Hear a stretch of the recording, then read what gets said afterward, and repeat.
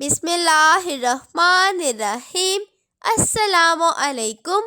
New کرنز Urdu برائے جماعت prep 5 سال کے بچوں کے لیے، صفحہ نمبر 30۔ پیارے بچوں، ہمارے آج کے سبق کا عنوان ہے 4 حرفی الفاظ۔ ہم اس صفحے پر 4 حرفی الفاظ بنانا سیکھیں گے۔ ان 4 حرفی الفاظ میں پہلا حرف متحرک ہوگا، یعنی اس پر پیش کی علامت ہوگی۔ دوسرا حرف ساکن ہوگا، جس پر جزم کی علامت ہوگی۔ یہ ساکن حرف متحرک حرف کے ساتھ مل کر پڑھا جاتا ہے۔ اس کے بعد 2 حروف پر مشتمل ایک رکن ہوگا، یعنی حرف صحیح اور حرف علت پر مشتمل ایک جوڑا ہوگا، جو آپ پہلے پڑھ چکے ہیں۔ آئیے پڑھتے ہیں۔ کاف پیش کو، رے ساکن کر، ساتھ میں رکن سی، لفظ بنا کرسی۔ کھے پیش کو، رے ساکن کھر، ساتھ میں رکن پی، لفظ بنا کھرپی۔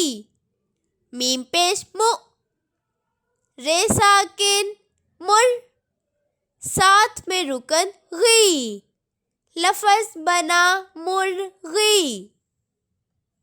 میم پیش مو، کھے ساکن مکھ، ساتھ میں رکن را، لفظ بنا مکھ را۔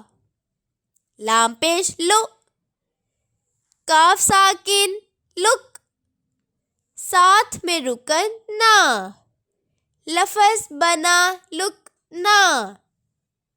دال پیش دو، کھے ساکن دکھ، ساتھ میں رکن را، لفظ بنا دکھ را۔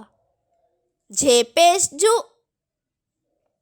کاف ساکن جھک، ساتھ میں رکن نا، لفظ بنا جھکنا۔ سین پیش سو، نون ساکن سن، ساتھ میں رکن نا، لفظ بنا سننا۔ چھ پیش چھو، ٹے ساکن چھٹ، ساتھ میں رکن نا، لفظ بنا چھٹنا۔ دال پیش دو، کھے ساکن دکھ، ساتھ میں رکن نا، لفظ بنا دکھنا۔ دال پیش دو، ہے ساکن دو، ساتھ میں رکن ری، دہ ری۔ ٹے پیش ٹو، کاف ساکن ٹک، ساتھ میں رکن ڑا، ٹک ڑا۔ چھ پیش چھو، پے ساکن چھپ، ساتھ میں رکن نا، لفظ بنا چھپنا۔ توئے پیش تو، غین ساکن تغ، ساتھ میں رکن را، لفظ بنا تغرا۔ کھے پیش کھو، لام ساکن کھل، ساتھ میں رکن نا، کھلنا۔ کھے پیش کھو، رے ساکن کھر، ساتھ میں رکن پا، کھرپا۔ کھے پیش کھو، میم ساکن کھم، ساتھ میں رکن بی، کھمبی۔ رے پیش رو، واو ساکن رو، ساتھ میں رکن می، رومی۔ میم پیش مو، رے ساکن مر، ساتھ میں رکن غا، لفظ بنا مرغا.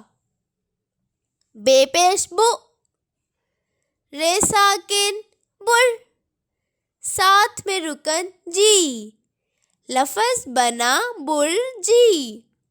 سین پیش سو، تے ساکن ست، ساتھ میں رکن لی، لفظ بنا ست لی. گاف پیش گو، تھے ساکن گٹھ، ساتھ میں رکن لی، لفظ بنا گٹھ لی. بھے پیش بھو، تے ساکن بھت، ساتھ میں رکن نا، لفظ بنا بھت نا. میم پیش مو، رے ساکن مر، ساتھ میں رکن نا، لفظ بنا مڑ نا. محترم اساتذہ کرام، طلباء سے گھر اور اسکول میں عام استعمال میں آنے والے الفاظ میں سے 4 حرفی الفاظ تلاش کرنے کا کہیں. طلباء کو گٹھلی، ستلی، کھمبی، مرغا اور کرسی کی تصاویر کے کارڈ دکھا کر ان سے ان کے نام پوچھیں. بچوں کو بتایا جائے کہ جزم لگانے سے حرف ساکن ہو جاتا ہے اور اپنے سے پہلے حرف کے ساتھ ملا کر پڑھا جاتا ہے. ایک ساکن حرف کے بعد دوسرا ساکن حرف موقوف کہلاتا ہے. موقوف پر جزم نہیں لگایا جاتا، جیسے سرخ، شکر، ملک. درمیانی حرف اگر ساکن ہے تو اس پر جزم لگانا چاہیے، مثلاً کھرپی، کرسی، دنکا، مفلس، مثبت. اردو کے تمام الفاظ کے آخری حرف پر کوئی حرکت، زبر، زیر پیش نہیں ہوتی، اس لیے اس کو ساکن تصور کیا جاتا ہے. اس پر جزم لگانے کی کوئی ضرورت نہیں. شکریہ.